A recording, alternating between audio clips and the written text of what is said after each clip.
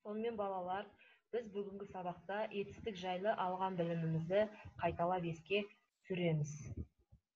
Жалпы етістік дегеніміз заттардың қимылын, іс-әрекетін білдіретін сөздер. Етістіктерге не істеді, қайтты, не қылды деген сұрақтар қойылады. Етістік сөйлемде зат есімдермен тіркеседі. Мысалы, ұшақ қонды, не қонды? Ұшақ қонды, ұшақ қайтты, ұшақ қонды.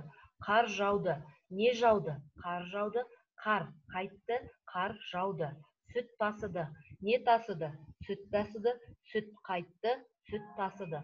Балық жүзді, не жүзді? Балық жүзді, балық қайтты, балық жүзді. Сөйлемде адамға қатысты берілген етістіктерге не істеді, не қылды? Затқа, жан-жануарларға қатысты берілген етістіктерге қайтты деген сұрақтар қойылады. Етістіктер құрамына қарай екіге бөлінеді: дара етістік және күрделі етістік. Дара етістік дегеніміз бір ғана түбірден тұрады. Күрделі етістік екі немесе одан көп түбірден тұрады. Мысалы, барды деген сөз бұл дара етістік болады. Бара жатыр бұл күрделі етістік болады.